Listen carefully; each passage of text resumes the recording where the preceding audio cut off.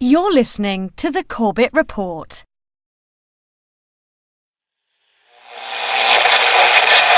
High oil prices helped ExxonMobil boost its profits to nearly $11 billion in the latest quarter. Shell is the latest oil company to report a big rise in profits thanks to higher oil prices. The ability of speculators to profit is surely dwarfed by the ability of oil-producing nations to profit from a higher price of oil.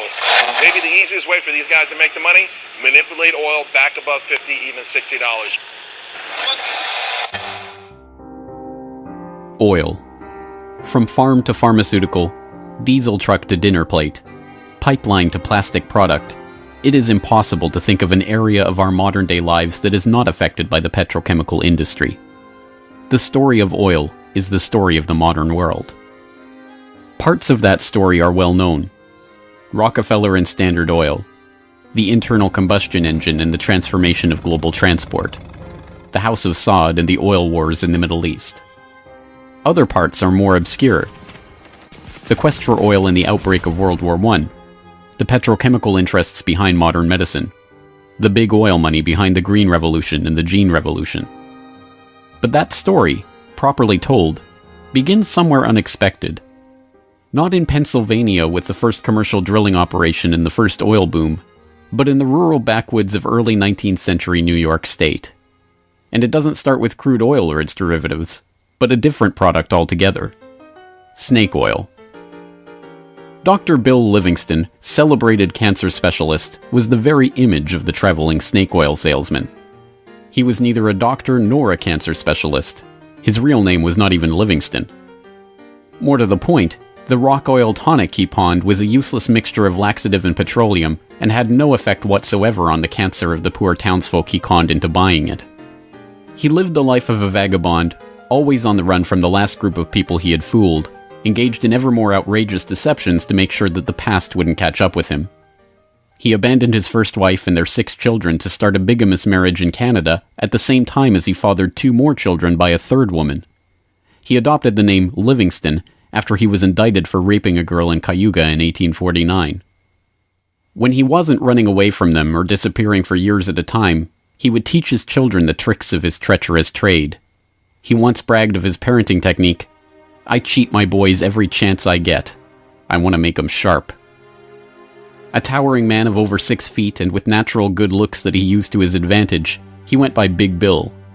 Others, less generously, called him Devil Bill. But his real name was William Avery Rockefeller, and it was his son, John D. Rockefeller, who would go on to found the Standard Oil monopoly and become the world's first billionaire. The world we live in today is the world created in Devil Bill's image. It's a world founded on treachery, deceit, and the naivety of a public that has never wised up to the parlor tricks that the Rockefellers and their ilk have been using to shape the world for the past century and a half. This is the story of the oligarchy.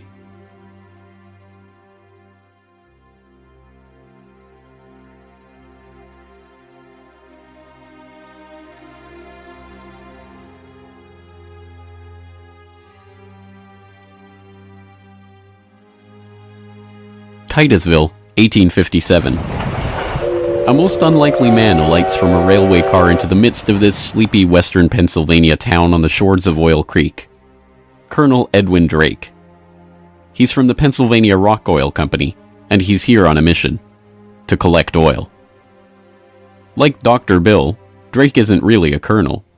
The title is bestowed on him by George Bissell and James Townsend, a lawyer and a banker who started the Pennsylvania Rock Oil Company after they discovered they could distill the region's naturally occurring Seneca oil into lamp oil or kerosene. Drake is actually an unemployed railroad conductor who talked himself into a job after staying at the same hotel as Bissell the year before. Calling him a colonel, it is hoped, will help win the respect of the locals. The locals think he's crazy anyway. Seneca oil is indeed plentiful, bubbling out of seeps and collecting in the creek, but other than as a cure-all medicine or grease for the local sawmill's machinery, it's hardly seen as something valuable. In fact, it can be a downright nuisance, contaminating brine wells that supply Pittsburgh's booming salt industry. Still, Drake has a task to complete, finding a way to collect enough oil to make the distillation of Seneca oil into lamp oil profitable. He tries everything he can think of. The Native Americans had historically collected the oil by damming the creek near a seep and skimming the oil off the top. But Drake can only collect 6 to 10 gallons of oil a day this way, even when he opens up extra seeps. He tries digging a shaft, but the groundwater floods in too quickly. By the summer of 1859, he's desperate. Drake is running out of ideas, Bissell and Townsend are running out of patience, and, most importantly, the company is running out of funds. He turns to Uncle Billy Smith, a Pittsburgh blacksmith who had experience drilling brine wells with steam-powered equipment. They get to work drilling down through the shale bedrock to reach the oil. It's maddeningly slow work, with the crude equipment struggling to get through 3 feet of bedrock a day. By August 27th, they've drilled down 69.5 feet. Drake has used the last of his funds, and Bissell and his partners have decided to close up the operation. On August 28th, they strike oil.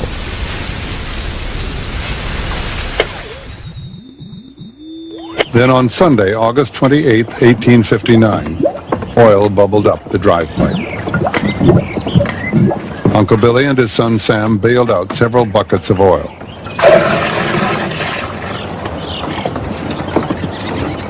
On Monday, the very day that Colonel Drake received his final payment and in order to close down the operation, they hitched the walking beam to a water pump and the oil began to flow. The first oil was to sell for $40 a barrel. Years later, a local newspaper interviewed Uncle Billy about the day they struck oil.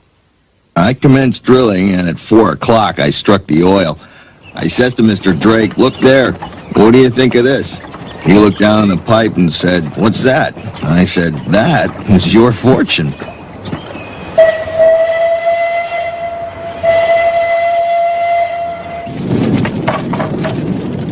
Drake's well proved that by drilling for it, oil could be found in abundance and produced cheaply.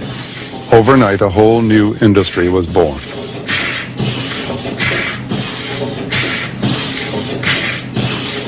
Before long, in millions of homes, farms, and factories around the world, lamps would be lit with kerosene, refined from West Pennsylvania crude. When the word came out that Drake had struck oil, the cry went up throughout the narrow valleys of western Pennsylvania. The crazy Yankee has struck oil, the crazy Yankee has struck oil. And it was the first great boom. It was like a gold rush.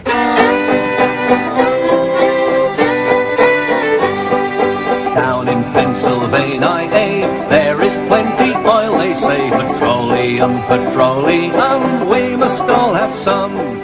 Overnight, the quiet farming backwoods of rural Pennsylvania was transformed into a bustling oil region, with prospectors leasing up flats, towns springing up from nowhere, and a forest of percussion rigs covering the land.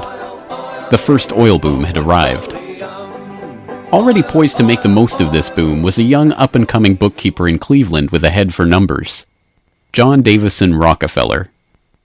He had 2 ambitions in life, to make $100,000 and to live to be 100 years old. John D. set off to make his fortune in the late 1850s, armed with a $1,000 loan from his father, Devil Bill. Grandfather never finished high school and went to Cleveland, having borrowed $1,000 from his father to start business, paid 9% interest on it, incidentally. And he read about the oil business just beginning and got interested and came to realize that it was a very volatile business at the time. In 1863, seeing the oil boom and sensing the profits to be made in the fledgling business, Rockefeller formed a partnership with fellow businessmen Maurice B. Clark and Samuel Andrews, a chemist who had built an oil refinery but knew little about the business of getting his product to market. 2 years later, the shrewd John D. bought out his partners for $72,500 and, with Andrews as partner, launched Rockefeller and Andrews. By 1870, after 5 years of strategic partnerships and mergers, Rockefeller had incorporated Standard Oil. The story of the rise of Standard Oil is an oft-told one. In a move that would transform the American economy, Rockefeller set out to replace a world of independent oil men with a giant company controlled by him. In 1870, begging bankers for more loans, he formed Standard Oil of Ohio. The next year, he quietly put what he called Our Plan, his campaign to dominate the volatile oil industry, into devastating effect.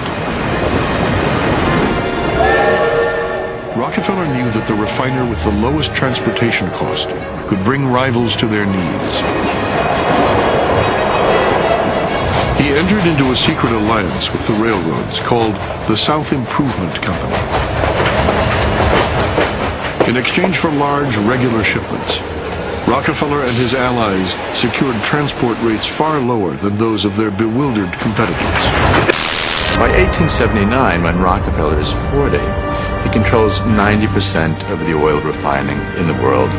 Within a few years, he will control 90% of the marketing of oil and a third of all of the oil wells. So this very young man controls what is not only a national but an international monopoly in a commodity that is about to become the most important strategic commodity in the world economy.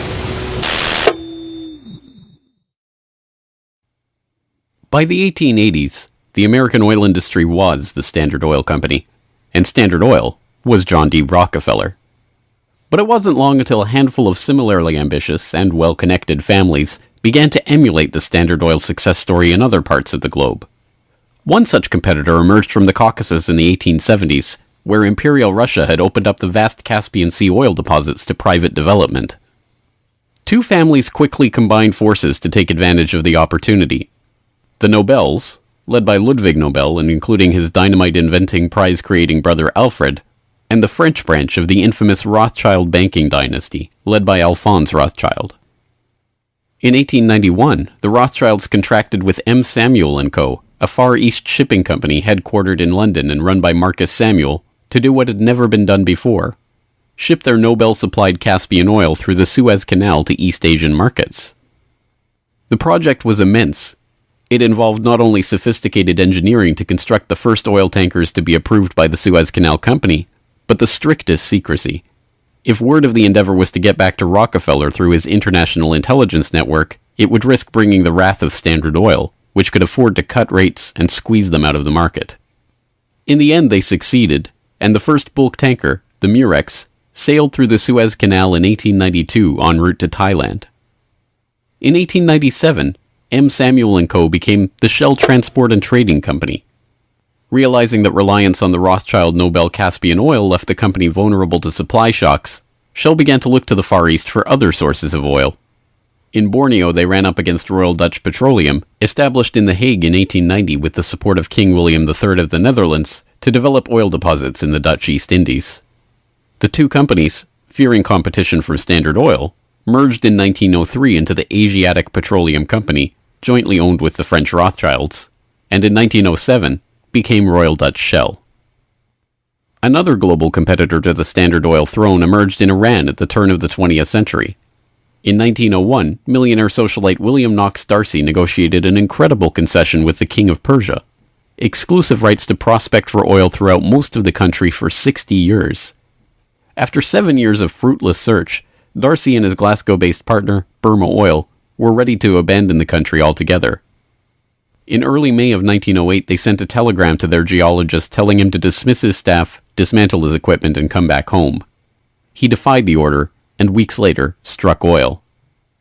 Burma Oil promptly spun off the Anglo-Persian Oil Company to oversee production of Persian oil. The British government took 51% majority control of the company's shares in 1914 at the behest of Winston Churchill, then First Lord of the Admiralty, and survives today as BP. The Rothschilds and Nobels, the Dutch royal family, the Rockefellers. These early titans of the oil industry and their corporate shells pioneered a new model for amassing and expanding fortunes hitherto unheard of. They were the scions of a new oligarchy, one built around oil and its control, from wellhead to pump. But it was not just about money. The monopolization of this, the key energy resource of the 20th century, helped secure the oligarchs not just wealth, but power over the lives of billions. Billions who came to depend on black gold for the provision of just about every aspect of their daily lives. In the late 19th century, however, it was by no means certain that oil would become the key resource of the 20th century. as cheap illumination from the newly commercialized light bulb began to destroy the market for lamp oil, the oligarchs were on the verge of losing the value from their monopoly. But a series of lucky strikes was about to catapult their fortunes even further. The very next year after the commercial introduction of the light bulb, another invention came along to save the oil industry. German engineer Carl Benz patented a reliable two-stroke internal combustion engine. The engine ran on gasoline, another petroleum byproduct, and became the basis for the Benz motor wagon that, in 1888, became the first commercially available automobile in history. And with that stroke of luck, the business that Rockefeller and the other oligarchs had spent decades consolidating was saved. But more luck was needed to ensure the market for this new engine. In the early days of the automobile era, it was by no means certain that gas-powered cars would come to dominate the market. Working models of electric vehicles have been around since the 1830s, and the first electric car was built in 1884. By 1897, there was a fleet of all-electric taxis shuttling passengers around London. The world land speed record was set by an electric car in 1898. By the dawn of the 20th century, electric cars accounted for 28% of the automobiles in the United States. The electrics had advantages over the internal combustion engine. They required no gear shifting or hand cranking, and had none of the vibration, smell, or noise associated with gasoline-powered cars. Lady Luck intervened again on January 10, 1901, when prospectors struck oil at Spindletop in East Texas. The gusher blew 100,000 barrels a day and set off the next great oil boom, providing cheap, plentiful oil to the American market and driving down gas prices. It wasn't long before the expensive, low-range electric engines were abandoned altogether, and big, loud, gas-guzzling engines came to dominate the road, all fueled by the black gold that Standard Oil, Shell, Gulf, Texaco, Anglo-Persian, and the other oil majors of the time were drilling, refining, and selling. Perhaps John D's greatest stroke of luck, however, was not supposed to be luck at all. Rockefeller had come under increasing scrutiny by a public outraged by the unprecedented wealth he had amassed through Standard Oil. Muckraking reporters like Ida Tarbell began digging up the dirt on his rise to power through railroad conspiracies, secret deals with competitors, and other shady practices. The press pictured him as a colossus with bribed politicians literally in the palm of his hand. Standard Oil was a menacing octopus with its tentacles strangling the lifeblood of the nation. Hearings began, investigations were launched, lawsuits were brought against him, and then, finally, in 1911, the Supreme Court made a monumental decision.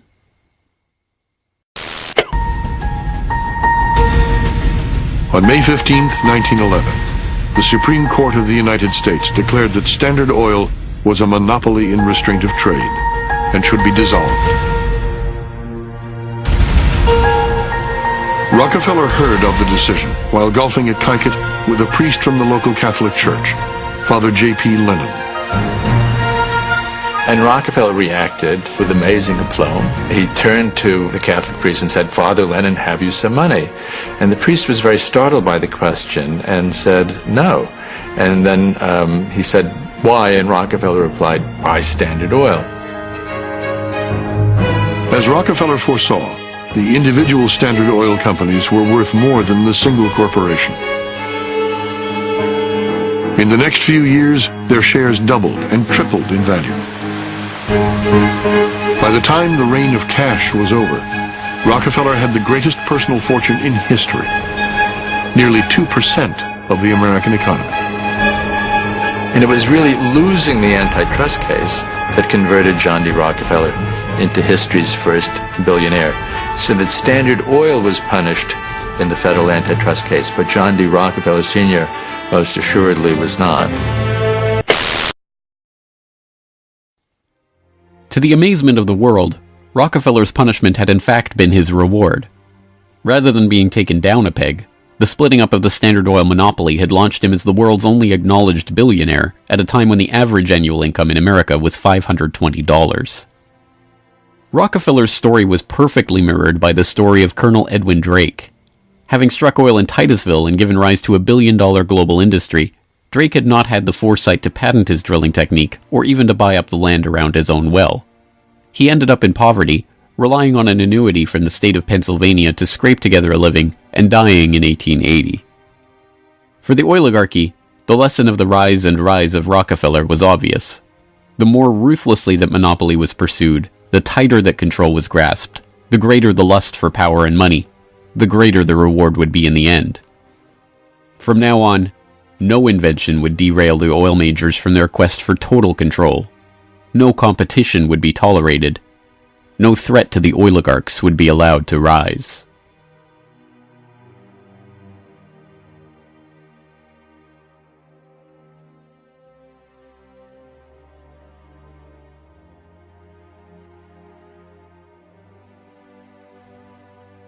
When asked how he could justify the treachery and deceit with which he had pursued the creation of the Standard Oil monopoly, John D. Rockefeller is reputed to have said, "Competition is a sin." This is the mentality of the monopolist, and it is this justification, framed as religious conviction, that drove the oligarchs to so ruthlessly eliminate anyone who would dare rise up as a pretender to their throne. Ironically, it was the competition between the oligarchs in the early 20th century that helped give rise to an early external threat to their empire: alcohol fuel. As historian Lyle Cummins has noted of the period, the oil trust battles between Rockefeller, the Rothschilds, the Nobels, and Marcus Samuel's Shell kept prices in a state of flux, and engines often had to be adaptable to the fuel that was available. In many areas where oil wasn't available, the alternative was alcohol.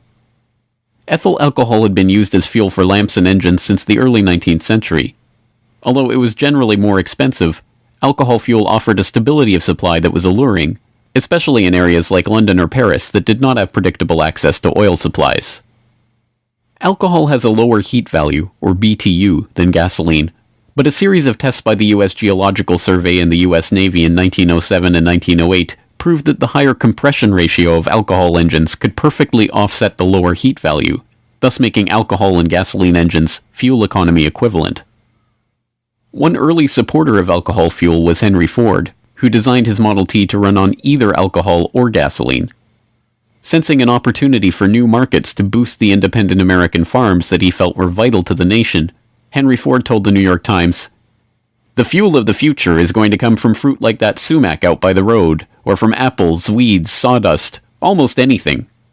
There is fuel in every bit of vegetable matter that can be fermented." Farmers, looking to capitalize on this, lobbied for the repeal of a $2.08 per gallon alcohol tax that had been imposed to help pay for the Civil War. They were aided by those who saw fuel alcohol as a way to break the oligarchs' monopoly. In support of a bill to repeal the alcohol tax, President Teddy Roosevelt told the U.S. Congress in 1906, "The Standard Oil Company has, largely by unfair or unlawful methods, crushed out home competition. It is highly desirable that an element of competition should be introduced by the passage of some such law as that which has already passed the House, putting alcohol used in the arts and manufactures upon the free list." The alcohol tax was repealed in 1906, and for a time corn ethanol at 14 cents a gallon was cheaper than gasoline at 22 cents a gallon. The promise of cheap, unpatentable, unmonopolizable fuel production open to anyone with raw vegetable matter and a still, swept the nation. But cheap, plentiful fuel that can be grown and produced locally and independently is not what the oligarchs had in mind. A 1909 USGS report comparing gas and alcohol engines had noted that a significant point in alcohol fuel's favor was that there were fewer restrictions on alcohol engines. For the oligarchs, the answer was simple: find a way to place greater restrictions on alcohol engines. Thankfully for them, the answer to their problem was already gaining popular support. In the 19th century, America had a drinking problem. By 1830, the average American over 15 years old drank 7 gallons of pure alcohol per year, 3 times higher than today's average. This led to the first anti-alcohol movements in the 1830s and 1840s, and the formation of the Prohibition Party in 1869, and the Women's Christian Temperance Union in the 1870s. The movement enjoyed widespread and growing support, but had few political successes. Maine flirted with prohibition by outlawing the sale and manufacture of liquor in 1851, but the ban only lasted 5 years. This changed with the formation of the Anti-Saloon League in Standard Oil's birth state of Ohio in 1893. The ASL was started by John D. Rockefeller's longtime personal friend Howard Hyde Russell, and was bankrolled in part by generous annual donations from Rockefeller himself. The ASL, with Rockefeller's backing, quickly became the driving force behind a national movement to outlaw the production and sale of alcohol. Rockefeller was a teetotaler himself, not from moral concern, but because he was afraid that good cheer among friends would lead to his downfall in business. Stephen Harkness, one of the silent partner investors in Standard Oil and a director in the company until his death, had caught Rockefeller's eye when he made a fortune buying up whiskey in advance of a new excise tax that he had been tipped about, and selling it at a huge profit after the tax kicked in.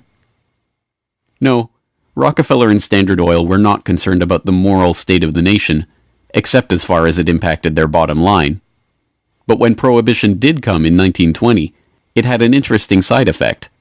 Although it didn't ban the use of ethanol as a fuel directly, it did lead to increasingly burdensome restrictions, requiring producers to add petroleum products to their ethanol to make it poisonous before it could be sold. Alcohol fuel, now completely unable to compete with gasoline, was abandoned altogether by the automobile industry. Another existential threat to the vast fortunes of the early oligarchs was to require an even greater effort at social engineering: public transportation. By the end of World War I, private car ownership was still a relative rarity. Only 1 in 10 Americans owned a car. Rail was still the transportation of choice for the vast majority of the public, and city dwellers in most major cities relied on electric trolley networks to transport them around town. In 1936, General Motors formed a front company, National City Lines, along with Firestone Tire and Standard Oil of California, to implement a process of bustitution, scrapping streetcars and tearing up railways to replace them with GM's own buses running on Standard Oil-supplied diesel. The plan was remarkably successful. As historian and researcher F. William Engdahl notes in Myths, Lies, and Oil Wars, by the end of the 1940s, GM had bought and scrapped over 100 municipal electric transit systems in 45 cities and put gas-burning GM buses on the streets in their place.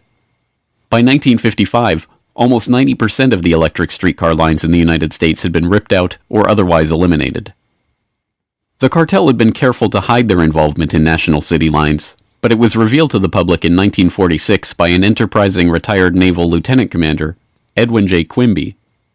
He wrote a manifesto exposing what he called a careful, deliberately planned campaign to swindle you out of your most important and valuable public utilities, your electric railway system. He uncovered the oligarchs' stock ownership of National City Lines and its subsidiaries, and detailed how they had step-by-step bought up and destroyed the public transportation lines in Baltimore, Los Angeles, St. Louis, and other major urban centers. Quimby's warning caught the attention of federal prosecutors, and in 1947, National City Lines was indicted for conspiring to form a transportation monopoly and conspiring to monopolize sales of buses and supplies. In 1949, GM, Firestone, Standard Oil of California, and their officers and corporate associates were convicted on the second count of conspiracy. The punishment for buying up and dismantling America's public transportation infrastructure? A $5,000 fine.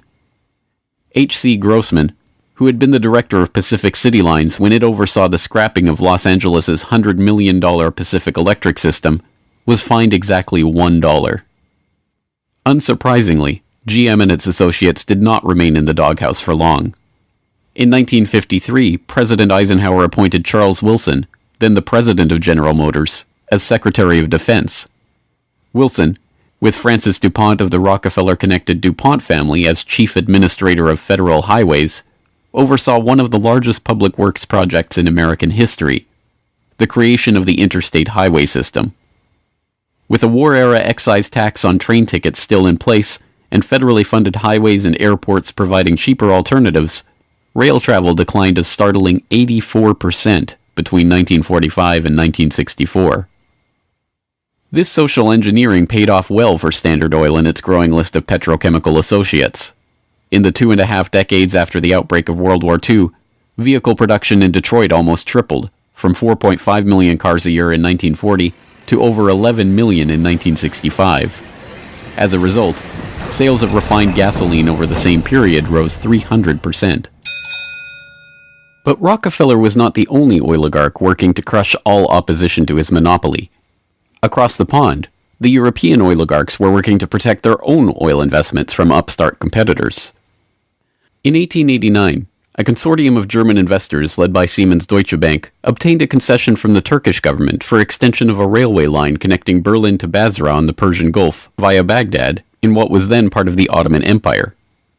The Berlin-Baghdad railway concession was for 99 years and came with mineral rights for 20 kilometers on either side of the line, an especially lucrative deal since the rail cut right through the heart of the still untapped Mesopotamian oil region south of Mosul along the Tigris River.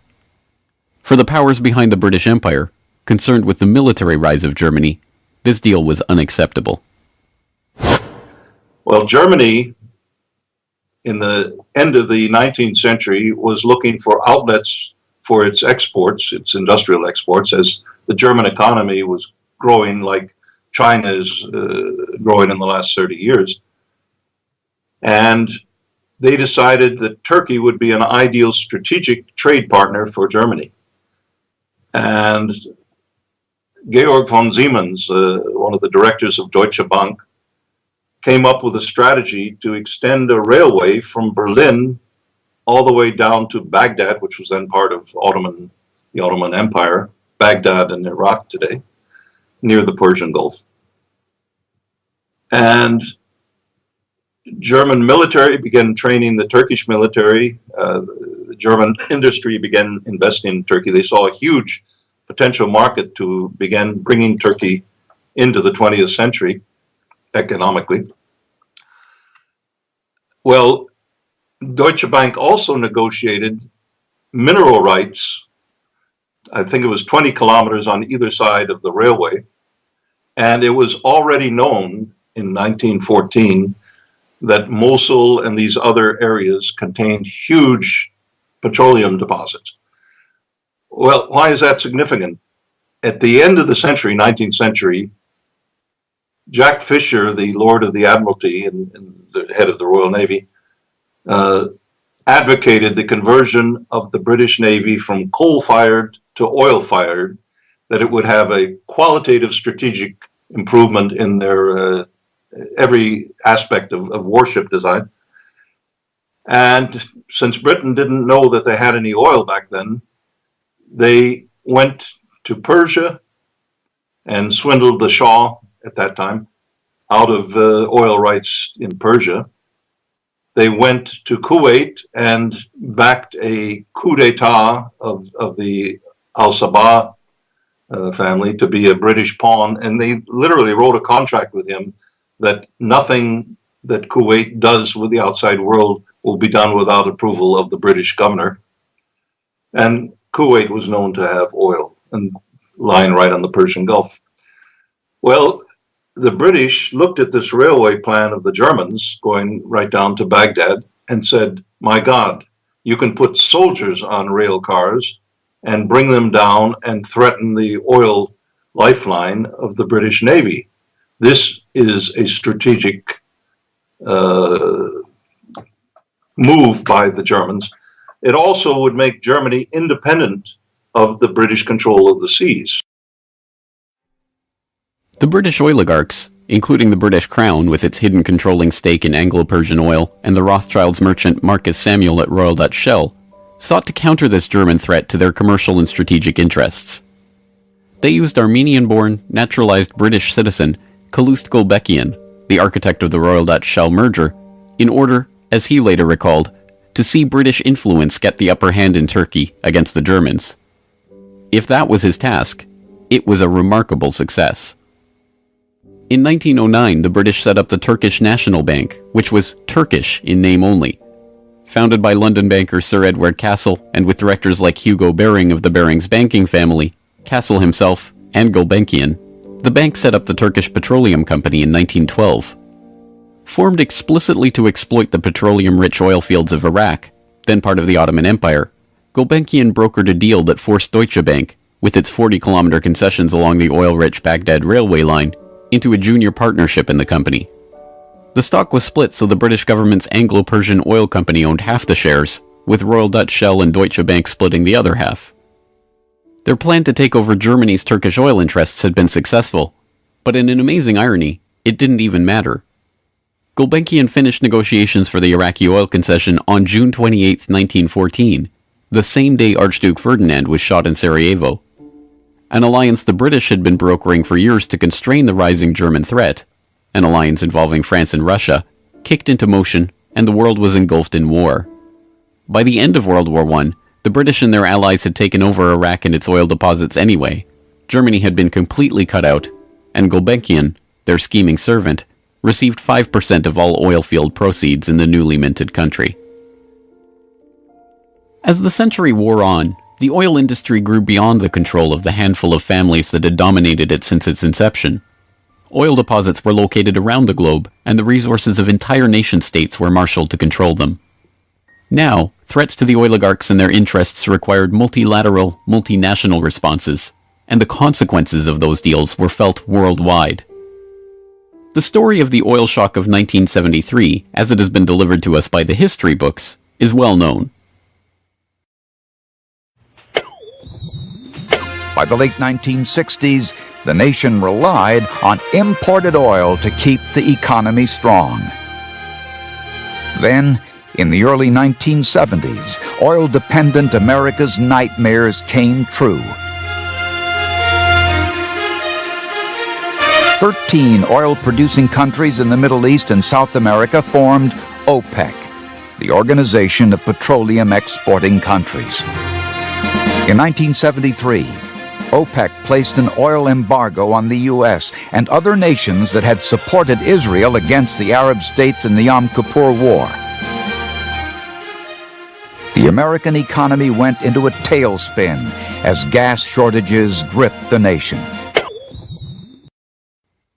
Few, however, know that the crisis and its ensuing response was in fact prepared months ahead of time at a secret meeting in Sweden in 1973.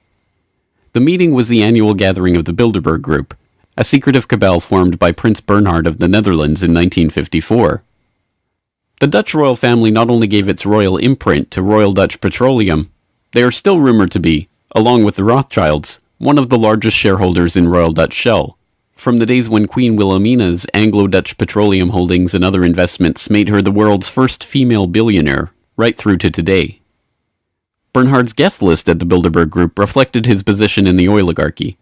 Alongside him at the Swedish conference were David Rockefeller of the Standard Oil dynasty and his protege Henry Kissinger, Baron Edmund de Rothschild, E.G. Collado, the vice president of Exxon, Sir Dennis Greenhill, director of British Petroleum, and Gerrit A. Wagner, president of Bernhard's own Royal Dutch Shell. At the meeting in Sweden, held 5 months before the oil crisis began, the oligarchs and their political and business allies were planning their response to a monetary crisis that threatened the world dominance of the US dollar. Under the Bretton Woods system, negotiated in the final days of World War II, the US dollar would be the backbone of the world monetary system, convertible to gold at $35 per ounce, with all other currencies pegged to it. Increasing US expenditures in Vietnam and decreasing exports caused Germany, France, and other nations to start demanding gold for their dollars. With the Federal Reserve's official gold holdings plunging and unable to stem the tide of demand, Nixon abandoned Bretton Woods in August 1971, threatening the dollar's position as the world reserve currency. Accordingly, I have directed the Secretary of the Treasury to take the action necessary to defend the dollar against the speculators. I have directed Secretary Connally to suspend temporarily the convertibility of the dollar into gold or other reserve assets, except in amounts and conditions determined to be in the interest of monetary stability and in the best interest of the United States. As leaked documents from the 1973 Bilderberg meeting show, the oligarchs decided to use their control over the flow of oil to save the American hegemon. Acknowledging that OPEC could completely disorganize and undermine the world monetary system, the Bilderberg attendees prepared for an energy crisis or an increase in energy costs, which, they predicted, could mean an oil price between $10 and $12, a staggering 400% increase from the current price of $3.01 per barrel. 5 months later, Bilderberg attendee and Rockefeller protege Henry Kissinger, acting as Nixon's Secretary of State, engineered the Yom Kippur War and provoked OPEC's response, an oil embargo of the US and other nations that had supported Israel. On October 16, 1973, OPEC raised oil prices by 70%. At their December meeting, the Shah of Iran demanded and received a further raise to $11.65 a barrel, or 400% of oil's pre-crisis price. When asked by Saudi King Faisal's personal emissary why he had demanded such a bold price increase, he replied, "Tell your king, if he wants the answer to this question, he should go to Washington and ask Henry Kissinger." In the second move of the operation, Kissinger helped negotiate a deal with Saudi Arabia. In exchange for U.S. arms and military protection, the Saudis would price all their future oil sales in dollars and recycle those dollars through treasury purchases via Wall Street banks. The deal was a bonanza for the oligarchs. Not only did they get to pass the price increases on to the consumers, but they benefited from the huge flows of money into their own banks.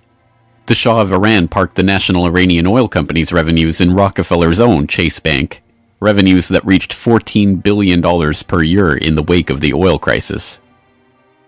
With the creation of this new system, the petrodollar, the oligarchs had reached unprecedented levels of control over the economy. Not only that, they had backed the world monetary system with their commodity, oil, and brought potential competition from upstart producer nations under their control all in one step. But for the insatiable appetites of these monopolist titans, mere control over the world's monetary system was not enough.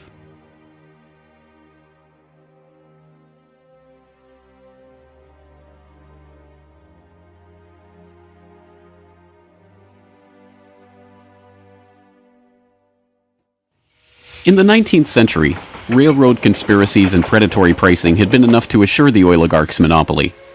But by the time that the British Crown, the Dutch royal family, the Rothschilds, and the other European oligarchs began opening up the Middle East and the Far East to oil exploration in the early 20th century, the goal was no longer to maximize profits or control the oil industry. It was not even to control international diplomacy. It was to control and shape the world itself, its resources, its environment, and its people. In order to achieve this goal, the oligarchy would need a facelift. In the current age, with the Rockefeller name now more likely to be associated with Rockefeller Plaza or Rockefeller University than Standard Oil, it is difficult to understand just how hated John D. was in his own day. He was the head of the Standard Oil Hydra, an octopus strangling the world in his tentacles, a cutthroat gardener pruning the competitors from the flower of his oil monopoly. As one of the richest men the world had ever known, he was an easy target for the average working man's frustration and a magnet for the poor seeking help. He received on average 50 to 60,000 letters a month asking for help. Dozens of people followed him in the street. Literally, crowds stood around the Standard Oil offices, waiting for him to come out. Little children, painfully thin, crying in the street and so on. Rockefeller felt overwhelmed. Besieged by the downtrodden, despised by the working man, hounded by Ida Tarbell and the muckraking press, John D. had the mother of all PR problems. The answer was simple: invent the PR industry. He hired Ivy Ledbetter Lee, a journalist turned communications expert who invented the modern public relations industry, to burnish the Rockefellers' tarnished image. It was Lee that suggested giving the family name to Rockefeller Center and filming John D. handing out dimes in public. An early master of public relations, Lee used the media which the muckrakers had used to disgrace Rockefeller to turn him into a sympathetic figure. Ivy Lee recognized early the power of the new moving picture and used newsreels to show a remarkably benevolent Rockefeller. I am very grateful to you and to a host of people who are so kind and good to me all the time. Why? Because you're so good to everybody. Yes, you are. As Ivy Lee began to kind of control his public image, he became oddly a kind of American character. And people kind of warmed to him in a bizarre sort of way. It was like having Frankenstein on the loose walking around New York City or something like that, with a cane and a long hat. Although this plane never takes off, this photo opportunity was presented as Senior's first flight. Perhaps Ivy Lee's most brilliant public relations move was the casting of Rockefeller as the man who gave out dimes. Don't you give a dime, Mr. Rockefeller? Please. Give her a dime. Thank you, sir. Thank you very much. I consider myself. Thank you for the ride. I consider myself more than amply paid. Bless you, bless you, Yes. bless you. These PR stunts seem obvious and ham-handed by today's standards, but they were effective enough. To this day, people leave dimes on the stone marker at the base of the 70-foot Egyptian obelisk that towers over John Dee's final resting place in Cleveland's Lakeview Cemetery. But it was not stage-managed photo opportunities like these that transformed Rockefeller into a public hero. In order to win the public over, he was going to have to give them what they wanted. And what they wanted wasn't difficult to understand. Money. But just as his father, Devil Bill, had taught him to do in all his business dealings, Rockefeller made sure to get the better end of the bargain. He would donate his great wealth to the creation of public institutions, but those institutions would be used to bend society to his will. As every would-be ruler throughout history has realized, society has to be transformed from the ground up. Americans in the 19th century still prized education and intellectual pursuits, with the 1840 census finding unsurprisingly that the United States, a nation that had been mobilized by tracts like Thomas Paine's remarkably popular Common Sense, was a nation of readers, with a remarkable 93% to 100% literacy rate. Before the first compulsory schooling laws in Massachusetts in 1852, education was private and decentralized, and as a result classical education, including study of Greek and Latin and a solid grounding in history and science, was widespread. But a nation of individuals who could think for themselves was anathema to the monopolists. The oligarchs needed a mass of obedient workers, an entire class of people whose intellect was developed just enough to prepare them for lives of drudgery in a factory.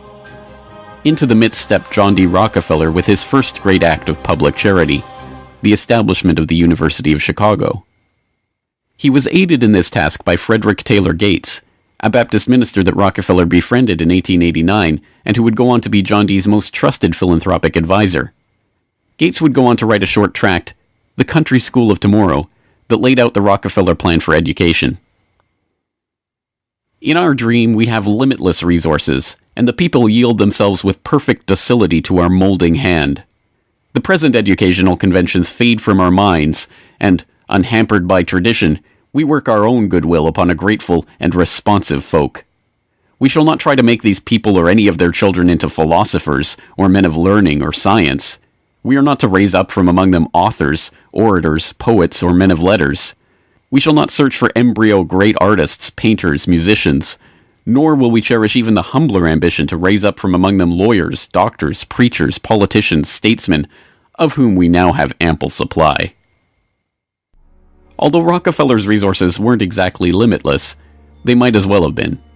In 1902, he established the General Education Board to help implement Gates's vision for the Country School of Tomorrow, with a staggering $180 million endowment. The Rockefeller influence on education was felt almost immediately, and it was amplified by help from fellow monopolists of the era who were approaching the topic of philanthropy from the same angle. Although best known as a steel magnate, Andrew Carnegie's fortune started on the railroads transporting Rockefeller's Standard Oil around the country, and was greatly magnified by a lucrative investment in property near Oil Creek that provided steady, profitable oil sales. In 1905, he established the Carnegie Foundation for the Advancement of Teaching, a tax-free foundation through which Carnegie and his appointees could direct the development of the education system in the United States, and, eventually, worldwide. In 1910, Rockefeller followed suit by establishing the Rockefeller Foundation, which became the tax-free umbrella organization for his philanthropic ambitions. As the Reese Committee, a congressional investigation into the activities of these tax-free foundations in the 1950s, discovered, it wasn't long before Carnegie's endowment approached Rockefeller's foundation with a proposal to cooperate on their shared desire to transform the American education system in their own image. Norman Dodd, the director of research for the congressional committee who was granted access to the Carnegie Endowment's board minutes, explains. So they approach the Rockefeller Foundation with the suggestion that that portion of education which could be considered domestic be handled by the Rockefeller Foundation, and that portion which is international should be handled by the endowment. And they then decide that the key to the success of these two operations lay in an alteration in the teaching of American history. So they approach four of the then most prominent teachers of American history in the country, people like Charles and Mary Bird, and their suggestion to them is, will they alter the manner in which they present this subject, and they get turned down flat. So they then decide that it is necessary for them to do, as they say, build our own stable of historians. And then they approach the Guggenheim Foundation, which specializes in fellowships, and say, when we find young men in the process of studying for doctorates in the field of American history, and we feel that they are the right caliber, will you grant them fellowships on our say-so? And the answer is yes. So under that condition, eventually they assemble 20.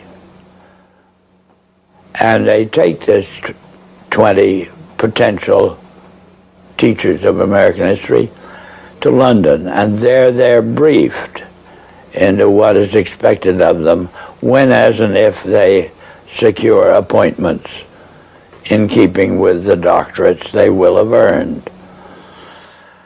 And that group of 20 historians ultimately becomes the nucleus of the American Historical Association. And then toward the end of the 1920s, the endowment grants to the American Historical Association $400,000 for a study of our history in a manner which points to what can this country can it look forward to in the future. And that culminates in a 7-volume study, the last volume of which is, of course, in essence a summary of the contents of the other 6. And the essence of the last volume is the future of this country belongs to collectivism administered with characteristic American efficiency.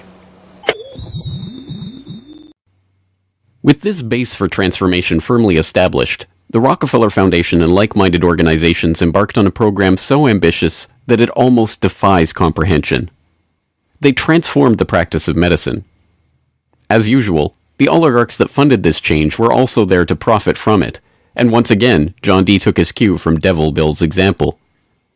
William Rockefeller had called his brand of snake oil Nujol for New Oil, and Standard Oil spun off Nujol as a laxative under their Stanco subsidiary.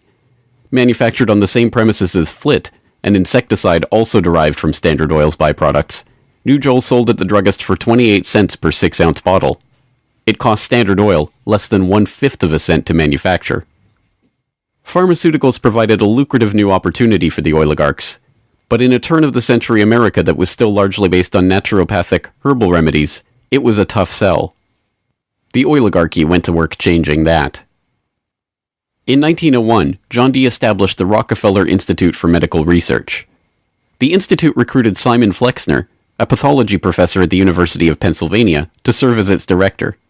His brother, Abraham, was an educator who was contracted by the Carnegie Foundation to write a report on the state of the American medical education system. His study, the Flexner Report, along with the hundreds of millions of dollars that the Rockefeller and Carnegie Foundations were to shower on medical research in the coming years, resulted in a sweeping overhaul of the American medical system.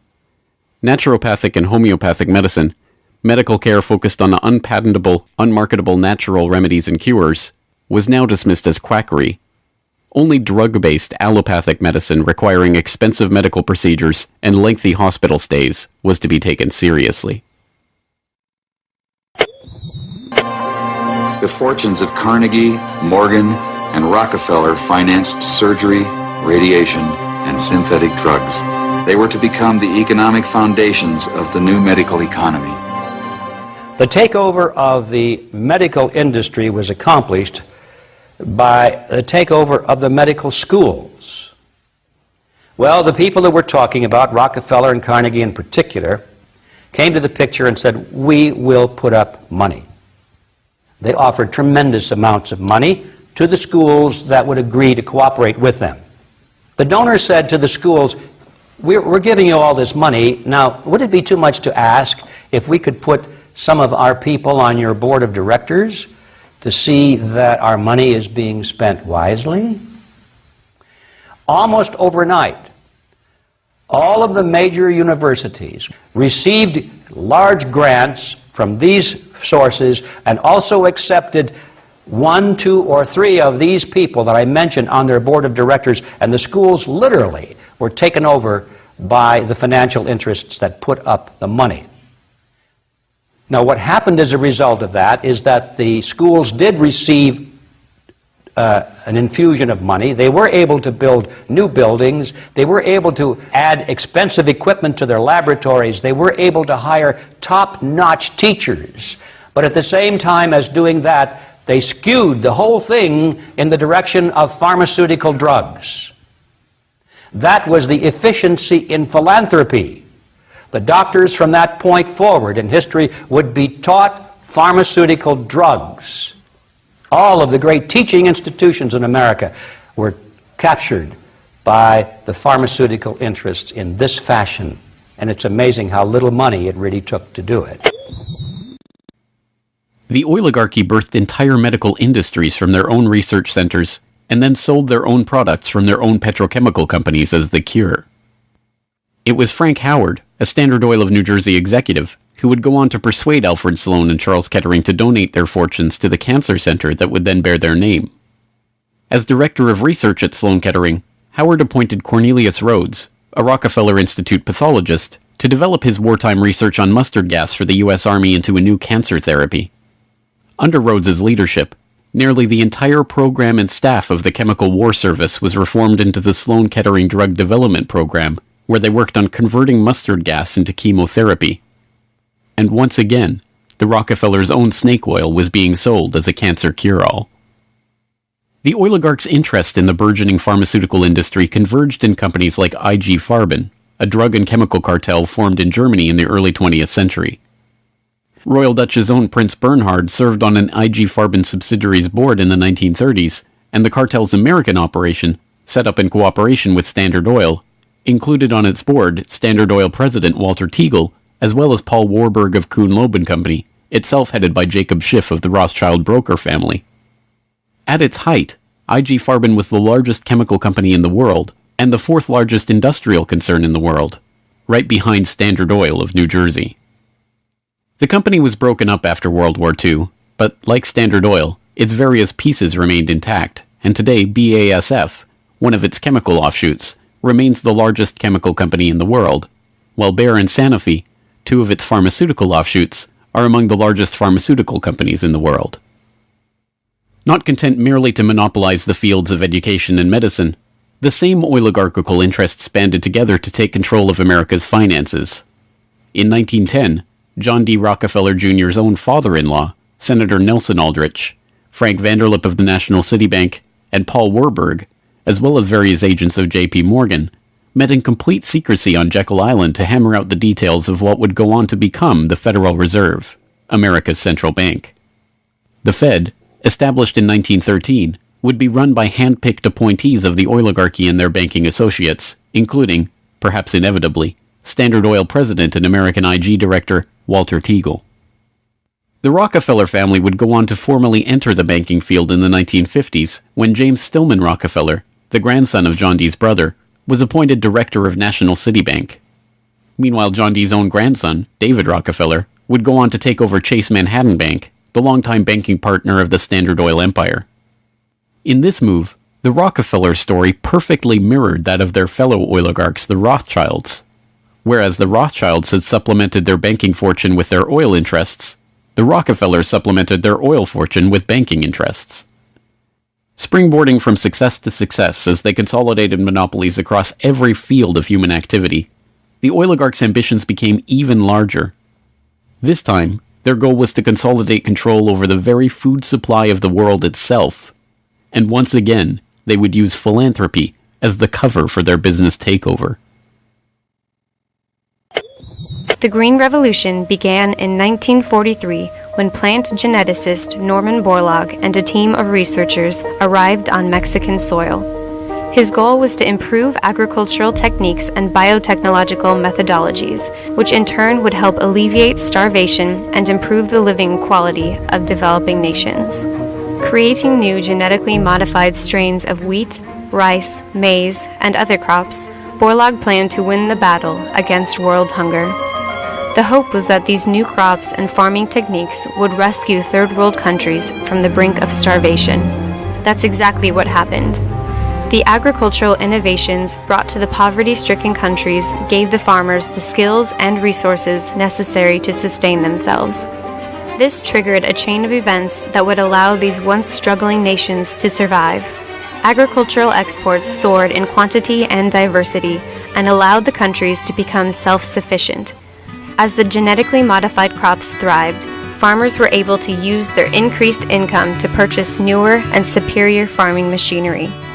This increase in revenue made farming easier, more reliable, and more efficient. The Green Revolution led to the modernization of agriculture and has had a profound social, economic, and political impact on the world.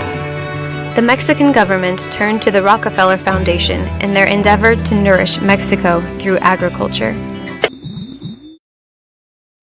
Norman Borlaug, needless to say, was a researcher for the Rockefeller Foundation, and the Green Revolution, for whatever increase in yields it brought about, also created markets for the oligarchs' own interest in the petrochemical fertilizer industry and gave rise to the ABCD seed cartel of Archer Daniels Midland, Bunge, Cargill, and Louis Dreyfus. These companies, along with their associated interests in the food packaging and processing industry, formed the core of American agribusiness, a concept developed at Harvard Business School in the 1950s with the help of research conducted by Vasily Leontief for the Rockefeller Foundation. The American agribusiness giants shared a common goal: the transformation of third world agriculture into a captive market for their goods. From this perspective, the project was a runaway success. By the 1970s, the Rockefeller Standard Oil network and its cronies in the nitrogen fertilizer industry, including DuPont, Dow Chemical, and Hercules Powder, had broken into markets around the world, markets conveniently forced open for them by the U.S. government itself under President Johnson's Food for Peace program, which mandated the use of petrochemical-dependent agricultural technologies by aid recipients. Unable to afford these new technologies themselves, the impoverished Third World beneficiaries of this revolution relied on loans from the International Monetary Fund and the World Bank, handled by Rockefeller's own Chase Manhattan Bank and guaranteed by the U.S. government. The real costs of the Green Revolution, economic, agricultural, and environmental, are seldom tallied. Access to these debt-financed petrochemical-dependent technologies exacerbated the difference between the rich landowning class and the landless peasants in countries like India, where land reform and abolition of usury were dropped from the political agenda after the Green Revolution took over. Even then, the revolution's main success, its increase in agricultural yields, has been oversold. Yield growth across India actually slowed after the introduction of agribusiness. The environmental destruction is even more devastating.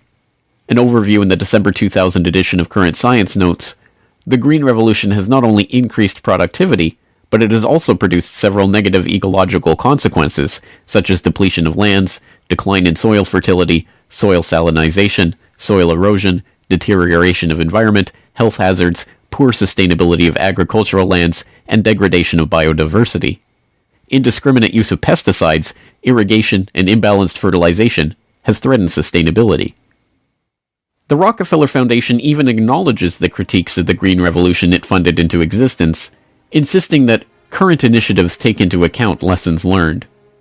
Even so, The foundation continues to fund research and write reports on how to improve prospects for agribusiness investment in its target markets. As egregious as the Green Revolution was and continues to be, however, in many ways it was just the prelude to an even more ambitious project, the Gene Revolution. Now the project is not merely to monopolize the technologies, supplies, and chemical inputs for agriculture worldwide, but to monopolize the food supply itself through the replacement of the world's natural seeds with patentable, genetically modified crops. The players involved in this Gene Revolution are almost identical to the players in the Green Revolution, with IG Farben offshoots, Bayer Crop Science and BASF Plant Science, mingling with traditional oligarch associate companies like Dow AgroScience, DuPont Biotechnology, and, of course, Monsanto, all funded by the Rockefeller Foundation and fellow philanthropists at the Ford Foundation, the Bill and Melinda Gates Foundation, and like-minded organizations. The convergence of corporate, philanthropic, governmental, and intergovernmental interests in promoting GM crops around the world can be seen in the bewildering array of research institutes, industry associations, and consultative groups devoted to the case. The Rockefeller-funded International Rice Research Institute, the Rockefeller-Monsanto USAID brainchild International Service for the Acquisition of Agribiotech Applications, the Rockefeller-Ford World Bank-created Consultative Group of International Agricultural Research, and dozens of other bland, benign-sounding organizations research and promote GM crops in target markets around the globe, with the profits ending up in the oligarchs' coffers.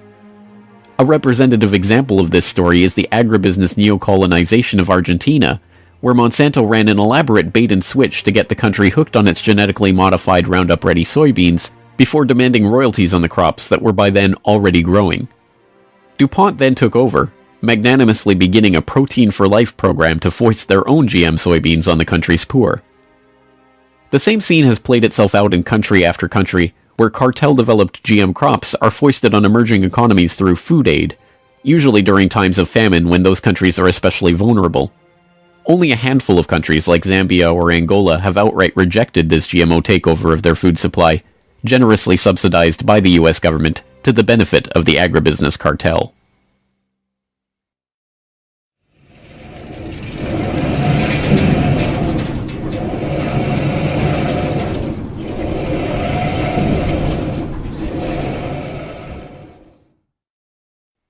From cutthroat pioneers of the early oil industry to Machiavellian social engineers and geopolitical schemers, the oligarchs have come a long way since the days of Devil Bill's snake oil cure-alls.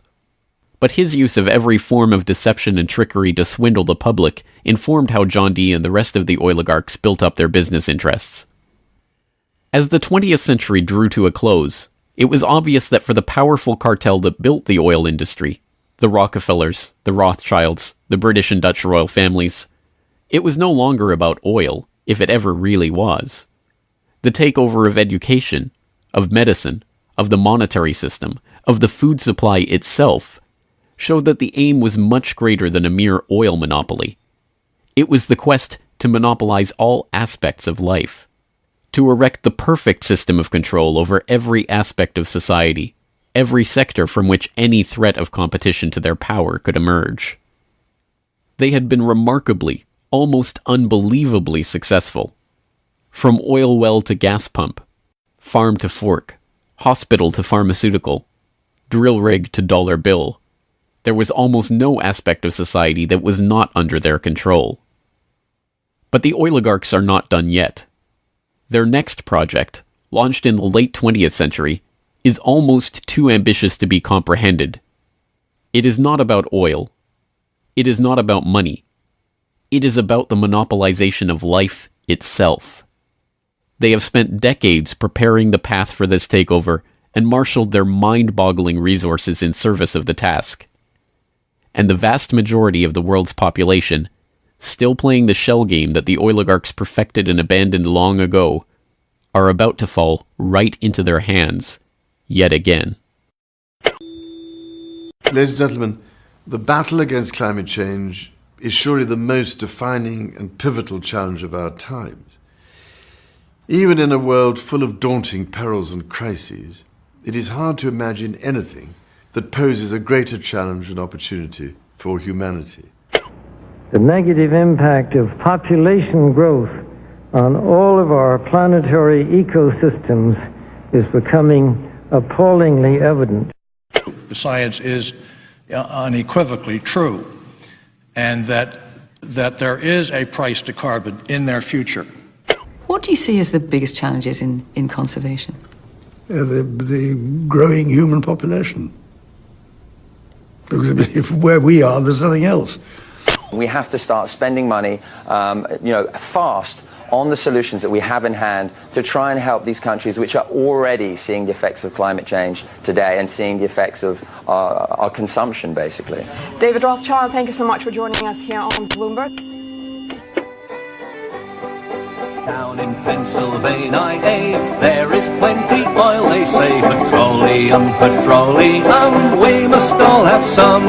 The oily fever, don't you see, infects most every live Yankee. From north, from east and west they come for petroleum oil.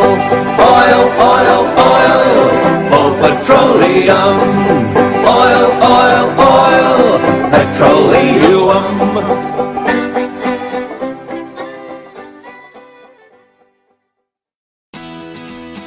The Corbett Report is brought to you by the Corbett Report subscriber, a weekly newsletter featuring James Corbett's International Forecaster editorial, recommended reading and viewing, discounts on Corbett Report DVDs, and once a month, a subscriber-only video.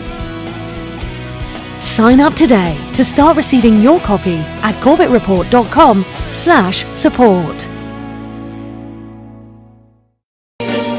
Yes, I've been living inside of you, but I guess it's time I set me free, and there's nothing that you can do. I know you can see. I can't seem to keep people around me, cause I'm scared that they might know the truth all about me. Then they might doubt me, there's no other route. I wanted to shout, but it's too late now cause I'm drowning. Got two-faced like I'm a clown, man. Life is too great, no, it's astounding. I'm in good shape, ma, but you know that I'm drowning like a cup in a cage. I can't cope with this hopelessness, though I try to be open and go with it. But I'm soaking in the pain like the wind never stop flowing in. As I'm floating in a glowing river through a golden gate, trying to motivate. Yeah, I do my fucking best, but there's two voices in my head, I just can't. I just fucking can't. Yes, I've been living inside of you, but I guess it's time I set me free, and there's nothing that you can do. I know you can see me. Yes, I've been living inside of you, but I guess it's time I set me free, and there's nothing that you can do. I know you can see. Baby, what you acting like this? You be fine, trust me, just in time to get along. No, leave me alone. Why, yes, can you see that you are alone, big? We're now sitting in our own throne, big. We need nobody, can you see it through? But it's not you who I should be listening to. Guess what, big? Nobody fucking needed you. No, ain't nobody fucking needed me. Yeah, they never needed us. Like when they nailed Jesus up, there's no fucking heaven, then they don't believe in us. But they my friend, I'm the only one that you can trust. Yeah, god damn it, you an idiot. Go online, be a slave for the media. And you forgot what your father said. Are you serious? Look at yourself, big. You fucking idiots. Yes, I've been living inside of you,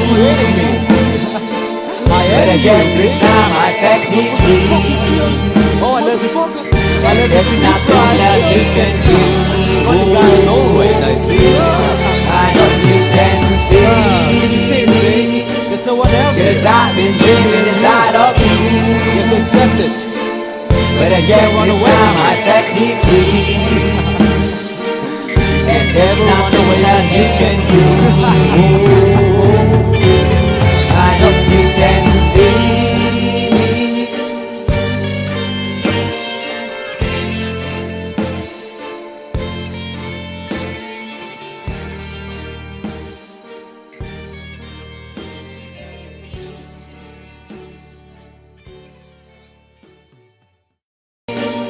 Yes, I've been living inside of you, but I I guess it's time I set me free. And there's nothing that you can do. I know you can see. I can't seem to keep people around me, cause I'm scared that they might know the truth all about me. Then they might doubt me, there's no other route. I wanted to shout, but it's too late now, cause I'm drowning. Got two face like I'm a clown, man. Life is too great, no, it's astounding. I'm in good shape, ma, but you know that I'm drowning like a cup in a cage. I can't cope with this hopelessness, though I try to be open and go with it. But I'm soaking in the pain like the wind never stop flowing in. As I'm floating in a glowing river through a golden gate, trying to motivate. Yeah, I do my fucking best, but there's two voices in my head, I just can't. I just fucking can't. Cause I've been living inside of you. But I guess it's time I set me free. And there's nothing that you can do.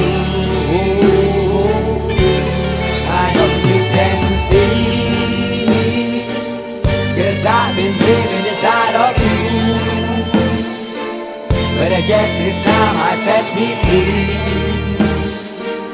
And there's nothing that you can do. I know you can see. Baby, what you wanting like this?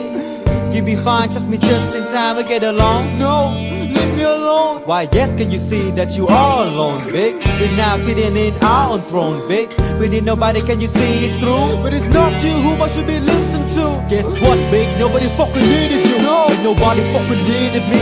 Yeah, they never needed us. Like when they nailed Jesus up, there's no fucking happen that they don't believe in us. But they my friend, I'm the only one that you can trust. Yeah, god damn it, you an idiot. Go online, be a slave for the media. And you forgot what your father said. Are you serious? Look at yourself, big. You fucking idiots. Cause I've been living inside of you.